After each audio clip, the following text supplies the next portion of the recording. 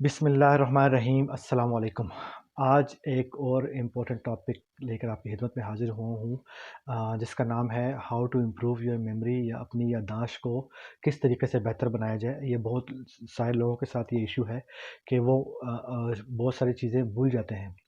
तो आज मैं आपको इम्पोर्टेंट कुछ ऐसी टेक्निक्स बताने जा रहा हूँ जिससे आपकी जो शॉर्ट टर्म मेमोरी है वो लॉन्ग टर्म मेमोरी में कन्वर्ट हो जाती है। मेमोरीज़ 2 टाइप की होती हैं, एक शॉर्ट टर्म मेमोरी होती है, एक लॉन्ग टर्म मेमोरी होती है। शॉर्ट टर्म मेमोरी वो होती है जैसे आपने कहीं विज़िट किया या आपने 2 दिन पहले क्या खाया था या आप किन-किन से मिले थे, वो शॉर्ट टर्म मेमोरी होती है। और लॉन्ग टर्म मेमोरी ये है कि जो बहुत अरसे से आपके दिमाग में जो चीज़ें बैठी हुई हैं, जैसे लेट्स सपोज़ आपने बचपन में एबीसी 1 2 3 याद की थी या टेबल आपने याद किए थे, तो वो आज तक आपके ज़हन में याद हैं।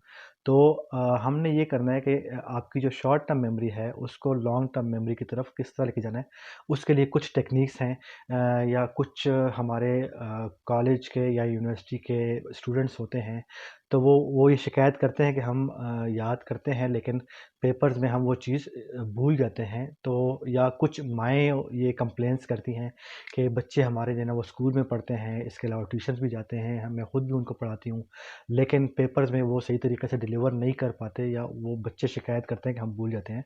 तो उसके लिए मैं आपको ये 5 टेक्निक्स आज बताने जा रहा हूँ। ये चीज़ें अगर आप अपने पास नोट डाउन कर लें तो इंशाल्लाह मैं उम्मीद करता हूँ कि आप देखेंगे कि आपके बच्चों में काफ़ी तब्दीली आएगी।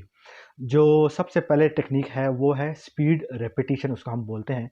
स्पीड रेपिटिशन ये है कि लेट्स सपोज़ आप जब कोई चीज़ याद करते हैं तो उसको आपने बार-बार दोहराना है वक्फ़े-वक्फ़े से। उससे ये होगा कि वो चीज़ आहिस्ता-आहिस्ता आपके माइंड में बिल्ड हो जाएगी और वो काफ़ी लंबे अरसे तक याद रहेगी। आपने बाज़ औक़ात बहुत सारे लोगों को देखा होगा जो पेपर से 1 दिन पढ़ते हैं, तो वो चीज़ वो ज़्यादा अरसे तक ज़हन में नहीं र रख सकते और वो भूल जाते हैं। तो या अगर आपने देखा होगा कि बहुत सारे आपने जो अदीब होते हैं या राइटर्स होते हैं या शायर होते हैं, आपने सुना होगा कि वो शायर कहते हैं कि हम जब लिखना शुरू करते हैं तो हमें आमद होती है। तो वो आमद क्या होती है कि उन्होंने अपने माइंड को और अपनी जो राइटिंग स्किल्स होती हैं उनको आपस में ऐसे मतलब लिंक कर लेते हैं कि जब आप किसी चीज़ को लिखते हैं दोहरा कर या याद करके, तो वो चीज़ें आपके ज़हन में नक़्श हो जाती हैं और बहुत सारी चीज़ें जब आप लिख नहीं रहे होते तो आपको वो चीज़ें याद नहीं होती। लेकिन जब आप लिखने शुरू करते हैं तो बहुत सारी चीज़ें आपको याद आना शुरू हो जाती हैं। तो इसको आप अपने मतलब जो चीज़ आप याद करते हैं तो उसको लिख के दोबारा दोहरा के याद करने की आदत अपनाएँ। तो इससे ये होगा कि आपकी जो मेमोरी है वो स्ट्रॉन्ग हो जाएगी और शॉर्ट टर्म जो चीज़ें हैं वो लॉन्ग टर्म मेमोरी में कन्वर्ट हो जाएँगी। इसके बाद जो हमारे पास दूसरी टेक्नीक है उसको बोलते हैं पोमोडोरो टेक्नीक। पोमोडोरो टेक्नीक ये है कि लेट्स सपोज़ आप कोई चीज़ पढ़ रहे हैं या कोई एग्ज़ाम्स की तैयारी कर रहे हैं तो आप 25 मिनट तक पढ़ें, इसके बाद आप 5 मिनट्स की ब्रेक लें। इसके बाद आप दोबारा 25 मिनट पढ़ें और 5 मिनट्स की ब्रेक लें। तकरीबन ये अमल आपने 4 दफ़ा दोहराना है और इसके बाद आपने 5-5 मिनट की ब्रेक्स पढ़ें। जब आप 2 घंटे पढ़ लें तो इसके बाद आपने 20 मिनट तक गैप देना है, ठीक है? इसको पोमोडोरो टेक्निक बोलते हैं। इसकी वजह क्या है? जब आप अपने माइंड को थोड़ी देर के लिए रिलैक्स करते हैं, तो वो जो चीज़ें आपने याद की होती हैं, वो आपके माइंड में उसको टाइम मिल जाता है, वो उसमें बैठना शुरू कर देती हैं। लेकिन आप अगर मुतवातिर पढ़ते रहें एज़ कम्पेयर टू अगर आप जो लोग ब्रेक्स लेके पढ़ते हैं, अपने दिमाग को थोड़ा रेस्ट देते हैं या ऐसे लोग जो 17-17, 18-18 घंटे पढ़ते हैं, तो वो उनके ज़हन में ज़्यादा चीज़ें बैठती नहीं क्योंकि उनका माइंड जो है वो उसको रेस्ट नहीं मिल रहा होता। तो आपने कोई भी चीज़ करनी है तो उसमें बीच में ये टेक्नीक अपनानी है कि थोड़ा-सा माइंड को आप गैप देंगे तो वो आहिस्ता-आहिस्ता आपकी जो शॉर्ट टर्म मेमोरी है वो लॉन्ग टर्म मेमोरी में कन्वर्ट हो जाएगी।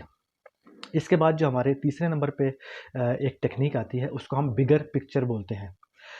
बिगर पिक्चर से मुराद ये है कि आप जब किसी भी फ़ील्ड में पढ़ रहे होते हैं या कोई भी टॉपिक पढ़ रहे होते हैं, तो आपने ज़हन में ये लाना है कि लॉन्ग टर्म में या इन फ्यूचर में इस चीज़ से हमें क्या फ़ायदा होने वाला है या मुझे इससे क्या फ़ायदा हो सकता है। तो उसमें ये है कि आप उसमें उन चीज़ों में रिसर्च करना स्टार्ट कर देंगे।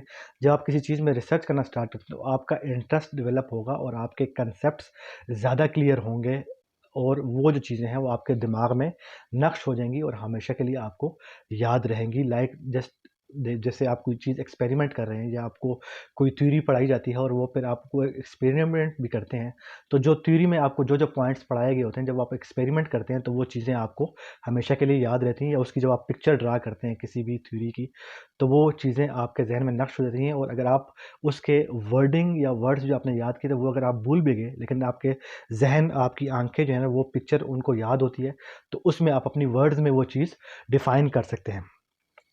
इसके बाद नंबर 4 नंबर पे जो हमारी पास चीज़ आती है उसको बोलते हैं एक्टिव रिकॉल।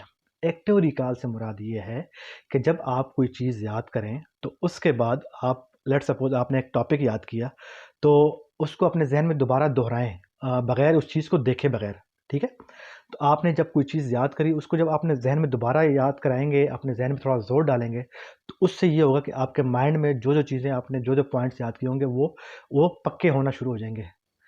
तो इसको बोलते हैं एक्टिव रिकॉल।